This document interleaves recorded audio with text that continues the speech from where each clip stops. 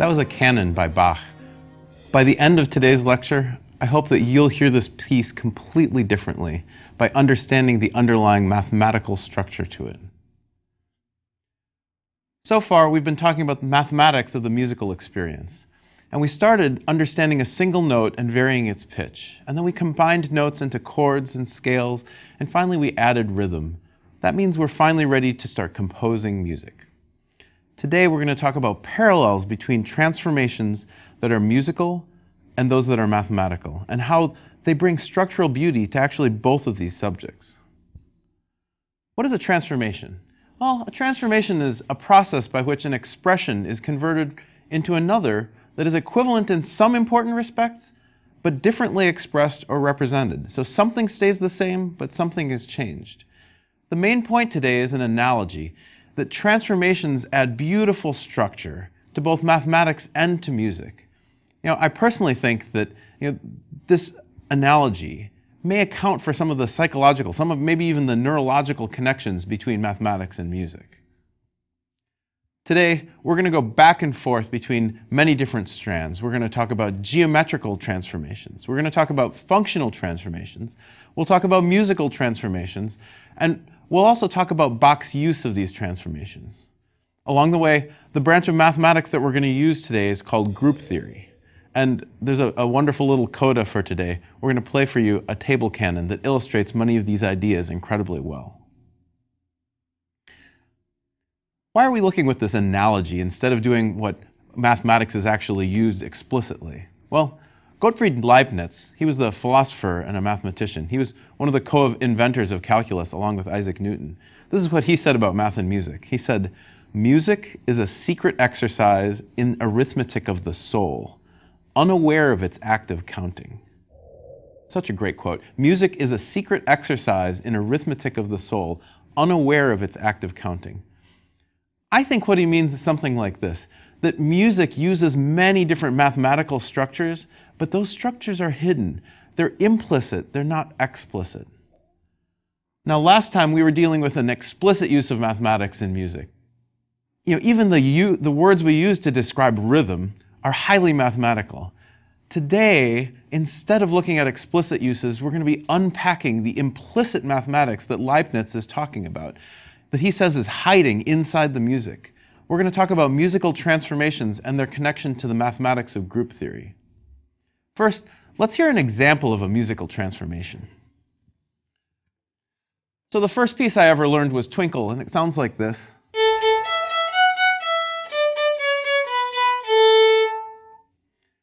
And let's look at a transformation of that. This musical transformation is called an inversion, and we're going to flip that melody upside down. Anytime I was supposed to go up, I will now go down. And it sounds then like this.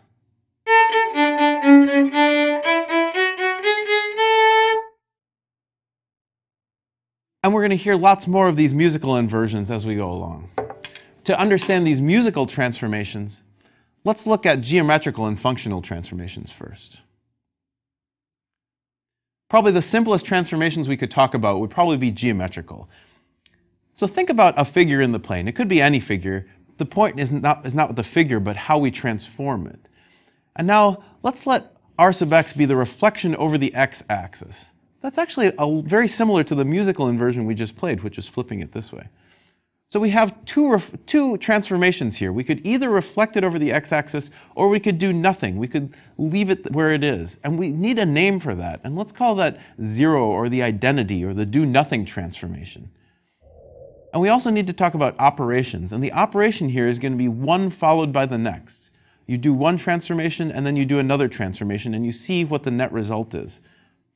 Interestingly, in mathematics, they actually call that composition. It's composition of transformations. So let's look at this geometrical transformation. We have two transformations. We have the do-nothing transformation, and we have the reflection transformation. And what we're going to do is one after another. If we do nothing and then do nothing again, the net result is doing nothing. If we do nothing and then reflect, then the net result is just a reflection. If we reflect and then do nothing, we just get the reflection. But if we do a reflection and then reflect again, the net result is just the do-nothing transformation. The end result is the same as if we had just done the single transformation, do nothing.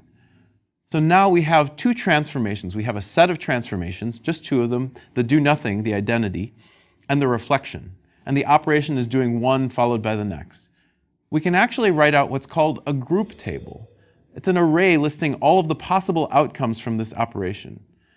Now for us, we have two transformations. We have two inputs and two inputs for the other one. That gives us outputs that form a 2x2 table. Now let's look at some functional transformations that are actually really similar. If you take a function, you might graph it, but you might just think of it as a function, like f of x. And the identity transformation would be to do nothing. But we could also do a negation. We could take f of x, and instead of just leaving it as f of x, we could look at negative f of x. If you're thinking about this in terms of the representation of the graph, it actually flips the function over the x-axis. And so now we have two transformations on functions. We have the do nothing transformation, leave it the same, or the negation transformation, where you put a minus sign in front of it. Again, the operation is composition, so we could do nothing and then we could take the negation. Or we could take the negation and then do nothing. Now, of all of the four possible pairings, only one of them is really interesting. If we take the negation and then the negation again, we get back to the identity. We get back to the do nothing. Graphically, that would be if we flip it over the axis and then flip it again, we're back to where we started. Now, as before, the do nothing transformation is the identity. And as before, the negation is its own inverse. That's the one where if you negate it and then negate it again, you get back to the identity, the do nothing transformation. Again, I want to be clear, the transformations here aren't the graphs, but it's how the graph is changing. The transformation isn't the picture, but how the picture changes. Let's look at a numerical example now. Let's think about addition on odd and even numbers. Not the individual numbers, but let's think about the set of the evens and the odds. So we just have two things in our set, all of the evens and all of the odds. The operation we're going to work with here is addition. And we can construct a group table for this. If you take even numbers plus even numbers, you get even numbers. If you take an even numbers plus odd numbers, the result of any one of those is going to be odd number. If you take an odd plus an even, you get odd. And finally, if you take an odd plus an odd, you get even. The identity here is even because it operates on all of the other elements without changing it. If you take something and add an even, you get that something back again. If we think about inverses, both evens and odds are their own inverse because, again, we figured out that even is the identity. And so you're asking the question, if we have an even, what should we add to it to get an even? And the answer is an even. If we ask that question with an odd, if we have an odd, what should we add that to? What should we add to that to get an even? The answer is an odd. Let's look at another way to write this. Mathematicians call this group Z2, and we think of it as addition modulo 2. What you should really think about is, if you divide by 2, what is the remainder? Because the remainder is always either 0 or 1. It's 0 if it's even, it's 1 if it's odd. And so when we write it this way, 0 sort of stands for all of the even numbers, because you always get a remainder 0, and 1 sort of stands for all of the odd numbers, because that's always the remainder when you divide by 2. When we construct a table for that, it looks like this. And the only thing that looks weird in this table that's not sort of the standard addition we know is that 1 plus 1 is now 0. And that's because 1 plus 1 is 2, but the remainder when we divide by 2 is 0. And that's why 1 plus 1 is 0 when you're looking in Z2. Now in this particular group, the identity here is 0. If you take anything and add 0, you're going to get that thing back again. And again, each one of these elements is its own inverse. 0 plus 0 is the identity, 0. And 1 plus 1 is also the identity, 0. Let's turn to a musical example now. We could have no change in a melody, and that would be the identity transformation. Or we could do the inversion, what we heard earlier. So here's a melody, and this is a melody we're going to talk about a lot today.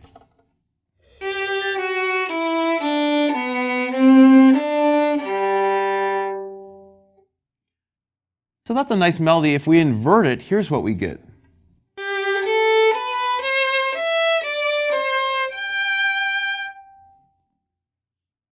And we can think about this as a group, because now we have two transformations. We have the do-nothing transformation, or this inversion.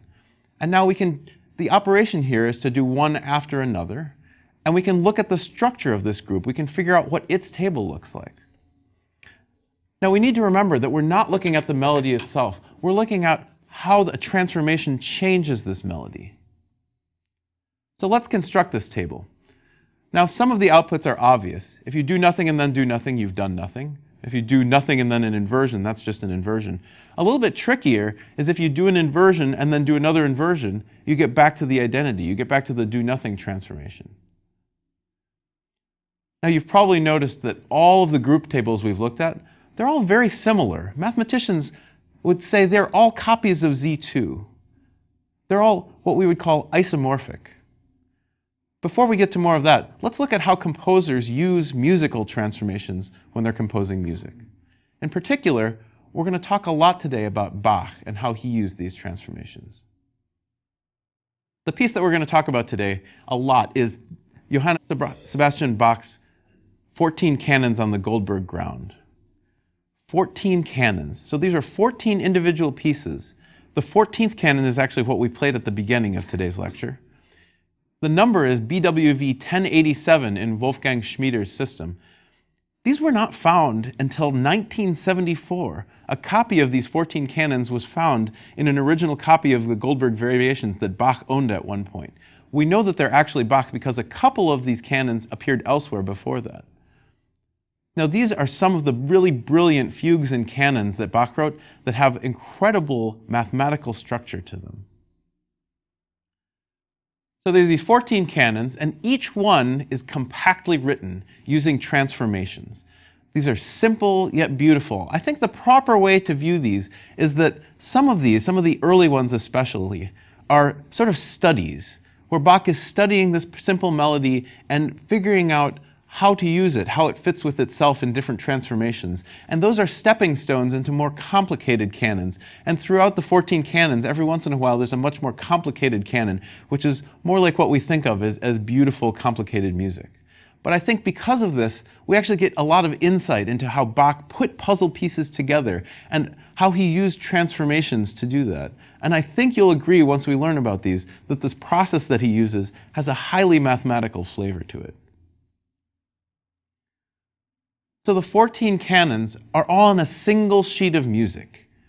It's six, maybe 7 minutes of music, all on this single sheet.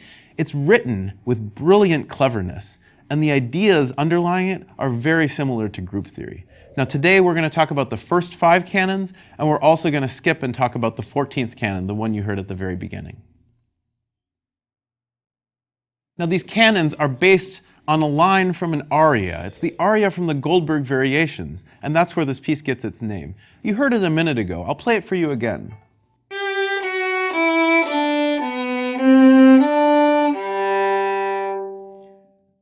And now we've talked about many of the different transformations. The one we're going to talk about now is this inversion. And so geometrically, it's flipping something over the axis.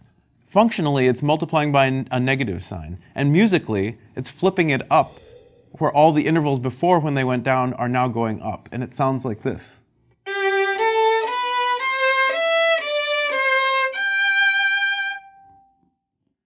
And now Bach puts these together, the do-nothing transformation, the original melody, and the inverted melody. And he delays one by 4 beats, and then he repeats it. So let's listen to Canon 3 and see exactly how he does this.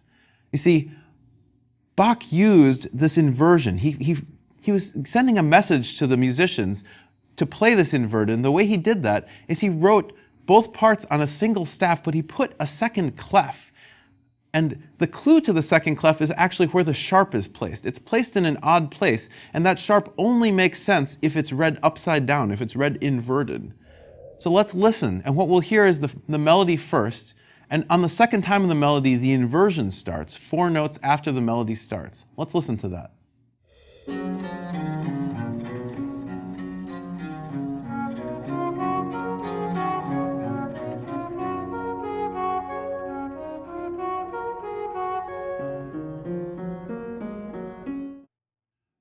Let's listen to a different transformation.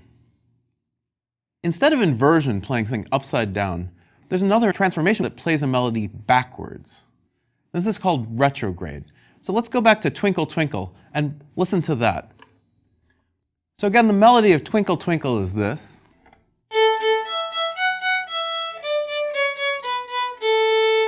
And the inversion that we've already heard is the transformation we've already heard is the inversion.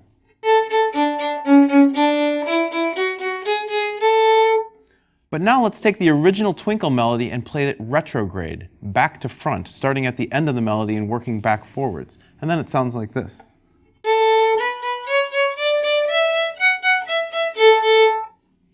If you remember back when we talked about the definition of transformation, something was the same, but something was changed. Some aspect is the same, some aspect has changed. And I think you hear that in these transformations of melodies, that there's some element of the original melody there, but something else has changed. So let's see if we can write this out in a group table. We have two transformations here. We have the original, and then we have retrograde. So the original, so the trivial transformation is the do-nothing transformation. And then the other transformation we're working with is the retrograde, to play something backwards.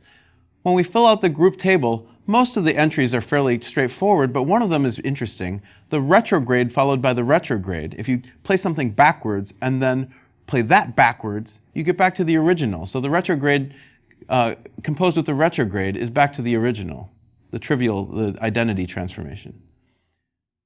The corresponding transformations in geometry are reflecting around the y-axis instead of the x-axis. And in terms of functions, instead of looking at negative f of x, this transformation is looking at f of negative x. If you think about the graph, that's also flipping it over the y-axis. The structure of the tables related to these transformations is exactly the same as we've seen before. These are just more representations of Z2. So how did Bach use this retrograde transformation? In order to understand that, let's go back to the Goldberg theme. So the theme again is this.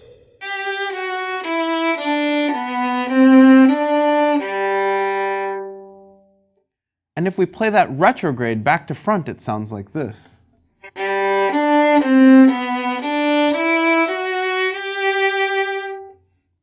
Bach puts these together in Canon 1. And so let's listen to that. We're going to hear the theme twice and then the retrograde, and then he's going to play them together. So again, Bach is using these transformations as sort of a trick because he's writing all of the music on a single staff, but he gives a clue to the musicians. You see, there's a second clef at the end, and it's backwards. And that's the indication that the second player is supposed to play retrograde. Both parts are on the same staff, but you hear it as a duet. So let's listen to that.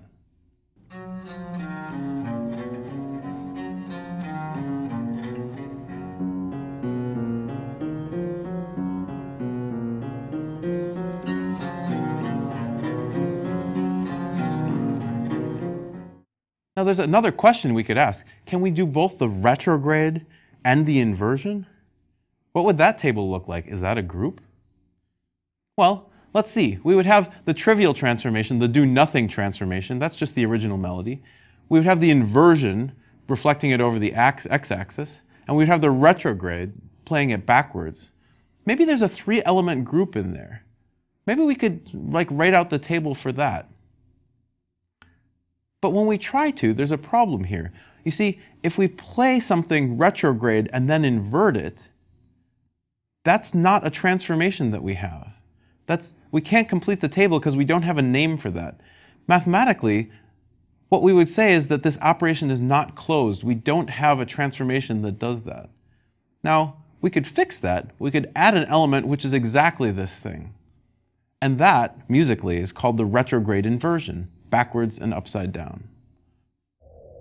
So let's go back to Twinkle Twinkle. Here's Twinkle Twinkle again.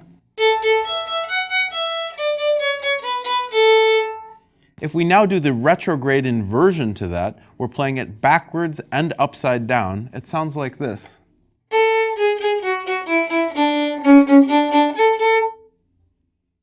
So let's look at how Bach used this new transformation, this retrograde inversion, in his music. In Canon 2, Bach puts together not the original melody, but an inversion of the melody, and then he adds the retrograde inversion. And so if we listen to this, we're going to hear the inversion played twice, and then we're going to hear the retrograde inversion played twice, and then we're going to hear them together.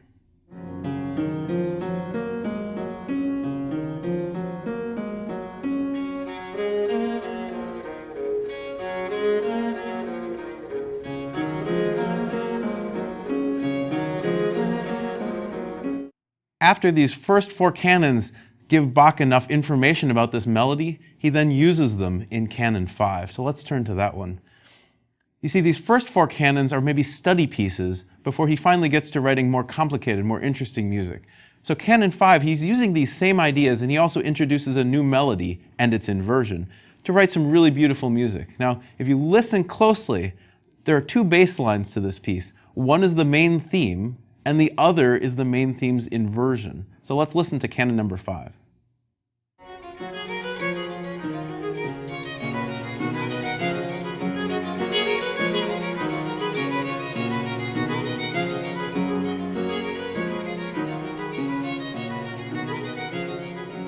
Now that's starting to be really beautiful music. Let's dig into some of the mathematics behind it, which is group theory. Now we've already seen a few groups, but what's the definition of a group?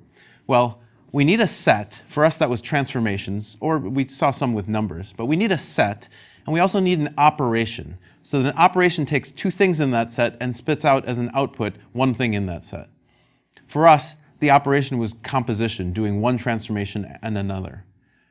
Now there are 4 properties we have to have in order for something to be a group. It has to be closed. That means that the output is always in the set. It has to have an identity. That means that one element acts like 0 does in addition. It leaves all the other elements alone when you do the composition. We have to have inverses. There's always a way to get back to the identity. And finally, we have to have associativity. That means that grouping doesn't matter. To understand these, let's look at some examples where one or more of these properties fail. So let's think about the natural numbers. That's probably the easiest set of numbers, 1, 2, 3, 4, 5, 6, on and on up like that. And let's look at addition. Now, when we write out a table, notice that it's closed. All of the outputs are natural numbers. They're all things in our set. But notice that there's no identity. There's no 0. There's no way to solve the equation a plus something equals a. Now we could try to fix this. We could just add 0 to our set. And when we do that, we get something that are called the whole numbers. When we look at the table associated to the whole numbers, we've done better. This is definitely closed. All the outputs are whole numbers. It has an identity now. For any a plus 0 is equal to a. And it works the other way as well. 0 plus a is equal to a. But there's a problem with inverses. A plus something equals 0, there's no way to solve that right now. 3 plus something equals 0, you need a -3, and -3 isn't in our set the whole numbers. So why don't we fix this by adding all of the negatives in? When we add the negatives in, we get a set called the integers. And now we're looking at addition on the integers, and now we have a group. Notice that it's closed, all the outputs are integers. It has an identity, 0 is the identity. It has inverses. The inverse of -5 is 5. The inverse of 7 is -7. You can always find something to add to a number to get back to 0. And it also has associativity, and that's this grouping idea. A plus B plus C is the same thing as A plus B plus C. The parentheses, where we put the parentheses, doesn't matter. This is a group. In fact, it's a particular kind of group. If you notice, we know from grade school that A plus B is the same thing as B plus A. The property there is called that it's commutative. You can see this in the table. There's symmetry over the diagonal. If you take A plus B, it's the same thing as B plus A. That means that there's symmetry across this diagonal. Mathematicians call these kinds of groups commutative. Let's go back now to another group that we've seen repeatedly. Let's go back to Z2. We've seen lots of different copies of Z2. We've seen geometrical ones, reflections. We've seen functions, negating functions. We saw evens and odds. That was addition mod 2. We saw musical inversions. That was one table. We saw retrograde. All of these tables really have the same structure. We're just like changing the names of the columns and the rows in these tables. We call these isomorphic groups. That's what mathematicians call. They have the same sort of structures. These are all versions of the same group Z2. We're just changing the names. So what is Z2 itself? I think that's actually a sort of a philosophical question. Here's what I mean by that. Let's go back to an easier question. What is 2? What is the number 2? You know, babies answer this from sort of experience. You know, these are 2 eyes, 2 ears, 2 fingers. None of those is 2. When you're looking at 2 apples, what's there? They're apples. They're not 2. In some sense, 2 is what all of those sets have in common. It's a very abstract idea. And the same is true of Z2. All of those tables that we saw, all of those groups, none of them is Z2. Z2 is what all of those examples have in common. Both the number 2 and the group Z2 are very abstract mathematical concepts. They're separate from the physical world. This is a trait of mathematics which is really interesting, that you can do a lot of mathematics without actually referring to anything in the physical world. And we're going to talk more about that in lecture 12. But let's go back to some more complicated math and some more complicated music than just Z2.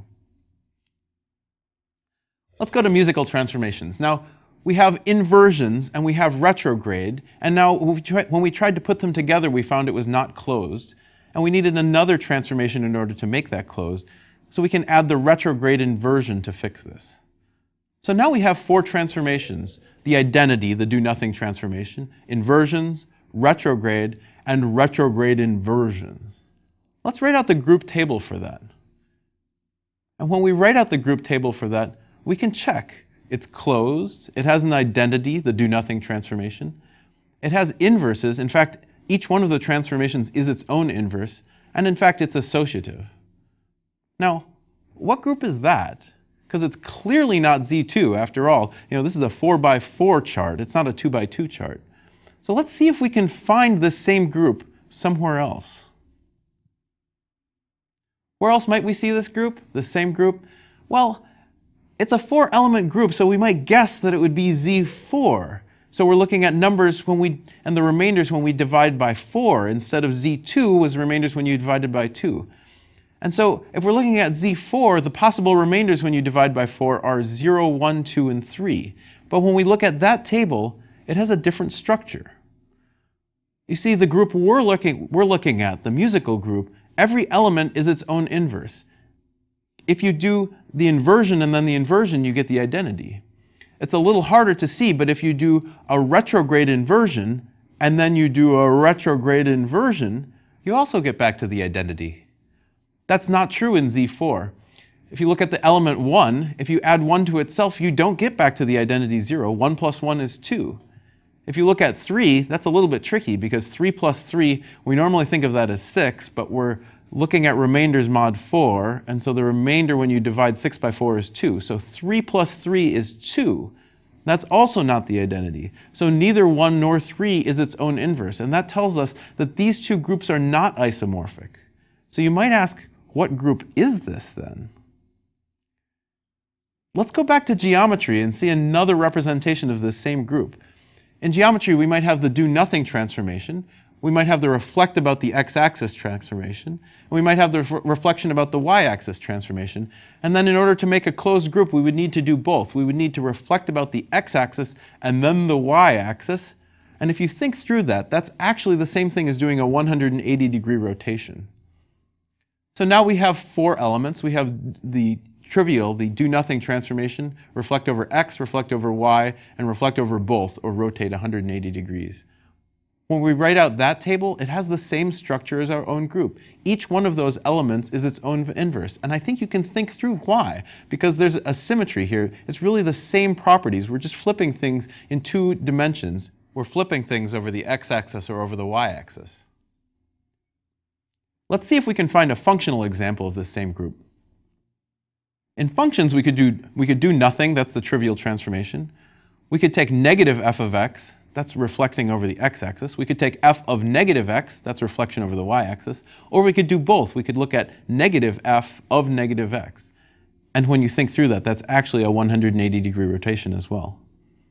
This is another representation of the same group. Every element in this group is its own inverse. Let's see if we can find a numerical example, because when we looked for a Z4, that wasn't the right numerical example. To see the correct numerical example, we have to look at something called Z2 cross Z2. The name of this group is actually the Klein-4 group. Klein was a 19th century German mathematician. It's the same Klein as the Klein bottle, if you've heard of that. And Z2 cross Z2 is no longer just numbers, it's actually ordered pairs of numbers. So you have two coordinates, a 0 and a 1 in one coordinate and a 0 and 1 in the other coordinate. The operation now is a little bit complicated. It's coordinate-wise addition modulo 2. And so let's do an example to see this. If we had the ordered pair 0, 1 and we were adding 1, 1 to it, we would look at the first coordinates first. So the first coordinate is 0 and 1. We add those. We get 0 plus 1, that's 1. And now the second coordinates are both 1. 1 plus 1 is not 2. We're working modulo 2. 1 plus 1 is 0. And so when we add these two elements, 0, 1 plus 1, 1, we get 1, 0. Is it a group? Well, we have some properties to check. It has an identity. 0, 0 is the identity. Every element is its own inverse. You can think through that. You can actually understand this in relation to the other groups we've talked about. You can think about the first coordinate as telling you whether or not you're flipping over the x-axis. If it's a 1, you flip. If it's a 0, you don't. And you can think about the second coordinate as flipping over the y-axis. If it's a 1, you flip, and if it's a 0, you don't. And so it is indeed exactly the same chart that we've seen before, the same group table. Now, it's an interesting mathematical fact. There are only two groups with 4 elements, and we've seen both of them now. One is Z4, that was remainders when you divide by 4, and now this other one is this group of transformations that we've seen several times that we now have a name for, the Klein 4 group, or Z2 cross Z2. So let's go back to musical transformations. And here's a new transformation for us to do. A transposition. And now a transposition is moving up or down in pitch. You could think of it as modulation. It's a version of that. Let's hear an example of this transposition. And I'll play it for you on my violin. Let's go back to Twinkle Twinkle. The idea of a transposition is normally we start on the key A. Instead of that, we could start on D. That would be transposing up a fourth, because D is the fourth note on the A major scale. And that would sound like this.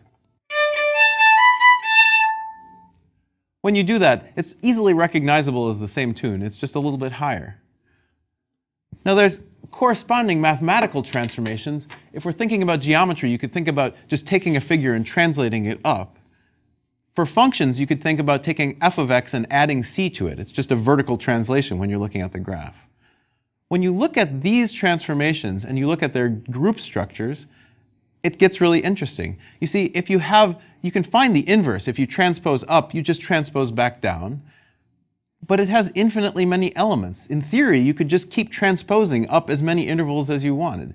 And at any point, if you wanted to get back down, there's an inverse transformation to do. So that you could transpose infinitely many steps. The table for this group is infinitely large, and that's a little bit strange. Now, one way to keep it from being infinitely large is to work by note names, to work what's called modulo octaves. That is, to treat every A on the piano as if it's the same thing, and every C sharp is the same, whether it's a C sharp down here or a C sharp way up there. So let's think about this. Let's think about transposing not up a fourth, but up 1/2 step. Go one key at a time. If you transpose up a half step, and then up a half step, and then up a half step, and you keep doing that, if you transpose 12 times, in terms of note names, you get back to where you started. You might start on A and go up 12 times, you would end at A. It's actually just like adding 1 to itself, but then somehow getting back to the beginning again. We actually see something mostly every day that does exactly this, and it's a clock. 1, 2, 3, 4, 5, 6, 7, 8, 9. You can think of 12 as the 0. You can think of it as 0, and so you get back to the beginning again and then start over. That group is called Z12. And sometimes Z12 is simply called clock arithmetic because of that. If you think about it in Z12, if you take 10 plus 3, that would be like taking 10 o'clock and then going 3 more hours, and you don't get 13 o'clock, you get 1 o'clock, right? And so it's just like Z12. Transposition by half steps is exactly the same thing. You go up 12 half steps and you're back to the beginning. You can think about it as a circle. Up 1, 2, 3, 4, 5, 6, 7, 8, 9, and then when you finally have done 12, you're back to the start. Let's see another transpositional group. Let's look at transposing not up a half step, but up a major third. Now, a major third is 4 half steps. So maybe we'll call it M4 for modulating up 4 half steps. Let's think about the group that you would generate if you did this. Well, you would have the trivial transformation, do nothing, and then you could go up 4 half steps. And if you did up 4 half steps followed by up 4 half steps, that would take you up 8 half steps. That's a minor sixth. And if you did up 8 half steps followed by up 4 half steps, you would be going up 12 half steps. But if you go up 12 half steps and you're working modulo octaves, 12 half steps gets you back to the same note names you had before. And so that is the identity. Going up 12 half steps is really the same thing as leaving it where it is. It's the trivial transformation. So now we can write out the chart. We have 3 transformations here. Do nothing, up 4 half steps, up 8 half steps, and that's it. And when we write out the table, we see that it actually has the same structure as Z3. It's addition modulo 3. We're looking at remainders when dividing by 3, and of course those remainders are always either 0, 1, or 2. And so this transpositional group that we've come up with, that started with transposing up 4 half steps, is really another copy of Z3. What happens if we combine that with inversion? Then we get something that's really interesting, because this group is not commutative. So again, we're going to do 2 transformations here. We're going to do inversions, and we're going to look at up a major third, 4 half steps. So let's take those in turn. Suppose we take a melody and we invert, and then we go up a major third. That's different from going up a major third and then inverting over where we originally started. This transformation puts the melody much too low. That's telling us that this group is not commutative. The M4 transformation followed by the inversion is not the same thing as the inversion followed by the M4 transformation. That's a little bit weird. I wonder if we can find sort of a geometrical representation of that. What would that look like? It turns out that you can find a geometrical representation, but it's not quite as simple as the other things we've done. You need to look at symmetries on an equilateral triangle. So there are rotational symmetries. You could think of rotating 120 degrees. We'll call that rho, rotation of 120 degrees. If you do that twice, you get a rotation of 240 degrees. If you do that 3 times, you get back to the identity. On the other hand, an equilateral triangle also has a reflectional symmetry. Let's look at the vertical one. You can reflect over that vertical line, and there's 2 diagonal reflections that also work. Let's call those R2 and R3, reflections over one diagonal and the other diagonal. You can take these transformations and write out a group table, and if you do, it's actually isomorphic to the musical group that's generated by going up 4 half steps, M4, and the inversion. Let's see why that's true. You see, going up 4 half steps plays the same role as rotating 120 degrees. The reason is if you go up 4 half steps, do it again, and do it again, you get back to the same note name you started at. You get an octave higher, but we're working modulo octaves. With the rotations, if you rotate 120 degrees, and then another 120 degrees, and then again, you're back to where you started with, because a full rotation is 360 degrees. In both cases, you do it 3 times, and you get back to the identity. The reflection works the same. If you reflect and then do it again, you get back to the identity. The inversion, the musical transformation, the inversion does exactly the same thing. If you invert and then do it again, you get back to the identity. You can generalize on the dihedral groups. Instead of using an equilateral triangle, you could use an n-gon, like a regular square or a regular pentagon or higher order things like that. We could also ask some interesting questions about these. If we can generate these groups, we could ask, are there musical versions of these? And what do the musical versions sound like? Which of these mathematical groups that we construct can be realized as a musical group? Now, this is actually the subject of current really interesting research that some of my friends are doing. Let's go back and let's go and look at symmetry. Let's look at examples of symmetry, because after all, group theory is properly seen as the language of symmetry within mathematics.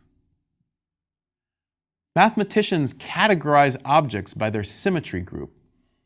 If you take the outline of a violin, there's only one symmetry it has. You see, you can reflect it over the x-axis and you get the same thing, but there's no other way to transform that picture and get back to the same picture. On the other hand, if you had like the outline of a barbell, it actually has 3 symmetries. You can reflect it over the x-axis, you could reflect it over the y-axis, or you could do a 180-degree rotation. That means the symmetry group for that barbell is a copy of Z2 cross Z2. That's the Klein 4 group. Mathematicians categorize objects by their symmetry group, and one of the interesting objects you can categorize are what's called frieze patterns, strips of patterns that repeat. And if you do the mathematics, there are 7 different symmetries on frieze patterns and no more. We could extend this. Instead of looking at frieze patterns, we could look at entire wallpaper symbols. And if you look at wallpaper symbols, you actually find out that there are exactly 17 different symmetry groups on wallpaper. And if you look closely at the Alhambra in Spain, all 17 of those groups appear in the Alhambra. There are no more than 17. 17 is the right number, and that's how many symmetry groups there are for a wallpaper pattern. Group theory is the language of symmetry, and it's actually useful in a lot of different places. In chemistry, they use group theory to classify crystal structures. In physics, it's used to study subatomic particles. There are lots of really interesting uses for group theory. But let's go back to music, and let's hear one last type of transformation that has this sort of group structure. The transformation we need to talk about is called augmentation and diminution, stretching and shrinking by a factor of 2. Let's go back to Twinkle. Here's the original melody. Its augmentation is twice as slow.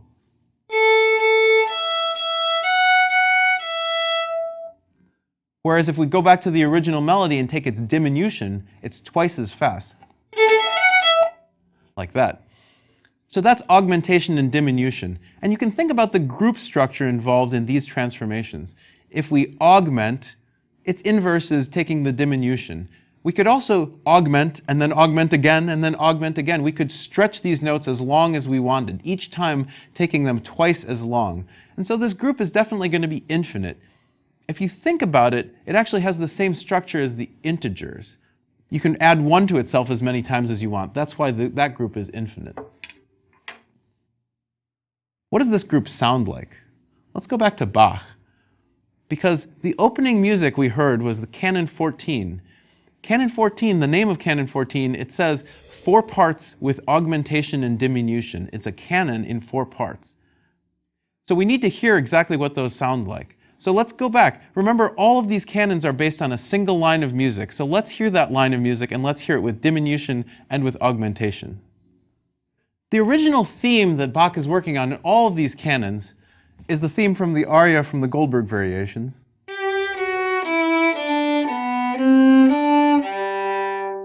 If we do the augmentation of that, it's twice as slow.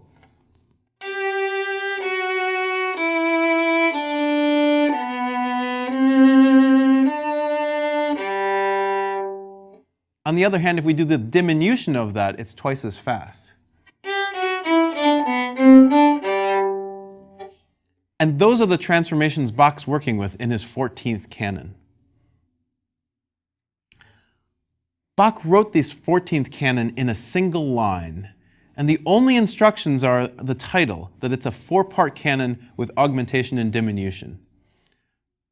Let's hear just the single line without the 4 parts, but just 1 part. Let's listen to that.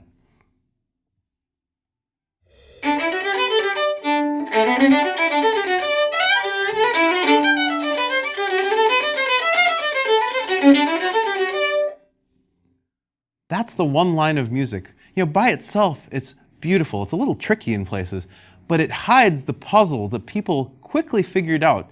The solution to Bach's canon is that it's actually in 4 parts. So let's look at the solution. If we look at the solution, there are 4 parts to that. There are 4 parts. The top voice is supposed to play the music as written, like I just played it. The next voice is supposed to play it augmented, twice as slow, but also inverted and transposed, some of these transformations we've been talking about. The next voice is supposed to play it augmented again, now 4 times the length of the original, and transposed again. And the bottom voice is supposed to play it augmented yet again. It's now 8 times as slow as the original, and also inverted and transposed. Amazingly, the bottom voice is just the original melody from the Goldberg Variations. So while you listen to this, I want you to listen for all of the parts. All of the parts are the same in some sense, but they're different in some other sense. They're transformed from the original melody. Let's listen to this.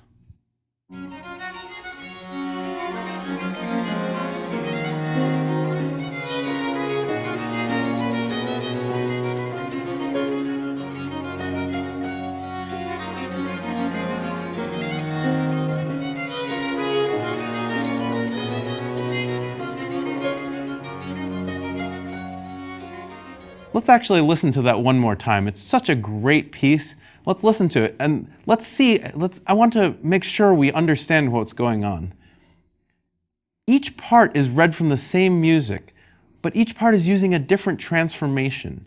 Each part is derived in some sense from the Goldberg ground, just those 8 notes. And when I say derived, I mean using these transformations that have a very mathematical structure, these transformations that decades later would be called group theory. Group theory wasn't around in Bach's time. Later it would be called group theory. So let's listen one more time to the 14th canon.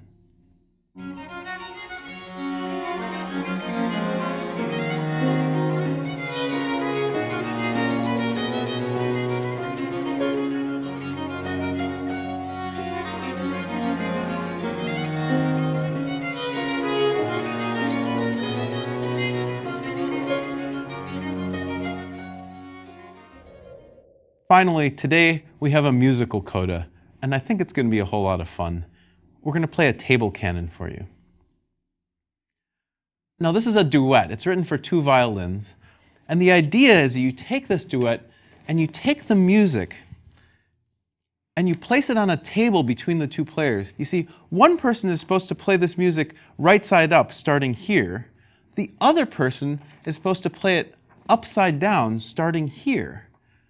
Mathematically speaking, in terms of these transformations, one person is playing the original music, the identity, and the other person is playing it upside down and backwards, the retrograde inversion. Now this piece is attributed to Mozart. It's probably unlikely that it's actually Mozart. But as you listen, I want you to think about how the composer had to write a part that fit well with its own retrograde inversion. Think about the mathematics going on in this. This is one of the many transformations that link music to mathematics, and in particular the mathematics of group theory. To help me play this, I want to welcome my good friend, Dr. David Kung from St. Mary's College of Maryland, probably the ideal person to play this with. Welcome. Thanks, Dave. It's my pleasure to be here, and I think we should play the table canon here. 1, 2, 3.